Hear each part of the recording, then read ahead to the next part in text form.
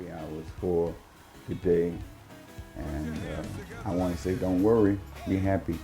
I know it's been a very tense time, but happiness is available. I would rather use the word joy because happy is based upon circumstances, but joy is based upon the Lord. Joy is one of the fruit of the Spirit. People always say the fruit of the Spirit is that there are 9 of them. But I don't think it's just the joy, long suffering, peace, and the list. But I think it's one fruit with 9 segments.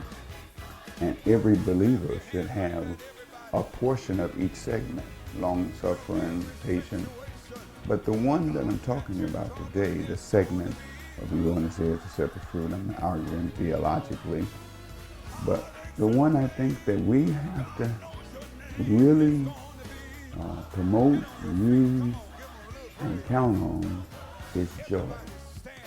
With all the stuff that's going on, now the weather's changing, and all the stuff that's going on, talking about this thing spiking, we have to go back and look at what Nehemiah said. In Nehemiah 8 and 10, he said, the joy of the Lord is our strength. Now I know we try other stuff to get some joy. Some of y'all got a bottle of Hennessy, and you watching me now, somebody else got some gummies, or got some weed, or got some, what's the other stuff there? Jameson, or Coronas. People do all kinds of stuff to get joy and peace. But real joy comes from knowing the Lord. Well, you know, in the Southern Baptist Church, they sing this song, say, the joy of the Lord is my strength. The joy of the Lord is my strength. The joy of the Lord is my strength. The joy of the Lord is my strength. We used to sing that in Vacation Bible School, and I used to teach Vacation Bible School. I was proud, 20 years. I was the organist for Vacation Bible School. When the last time you had real joy? Just the fact that God allowed you to be on his wake-up list. You were joyous all day. Because when you have real joy, it catches on to somebody else.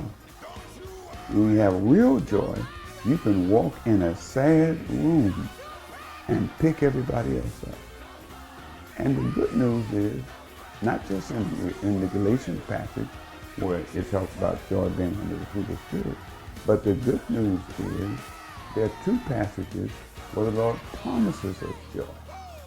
J-O-Y, I would say, when I taught it years ago, the J is for Jesus, and the O is for others, and the Y is for you, or the U is for you. But there are 2 passages I want you to think about reading if you can. The first one is in Psalm chapter 30, where it says, weeping may endure for a night, but joy is coming in the morning. Well, I just can't tell you, I don't care what you're going through. Joy is coming in the morning. Morning is coming, and morning is coming with joy. The other one is Psalm 128. It says, those that sow in tears shall reap in joy.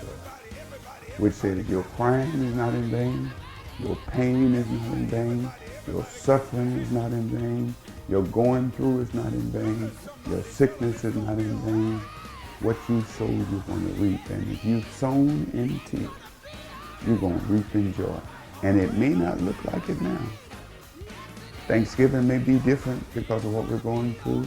Christmas may be different because of what it's going through. But all of those things have a deadline on it, a termination date. And joy will come again. Aunt Albertina Walker, she had a song that she was saying that said, joy comes in the morning. And when she sing that song, my eyes would get full of water, because oftentimes we experience depression, and seldom times do we just experience joy. But I stop by wherever you are to tell you that joy is still available. This is Bishop Larry D. Trotter. And rock bottom don't mean nothing to God, because God made the rock. And I see us in the future, and things are looking a whole lot better.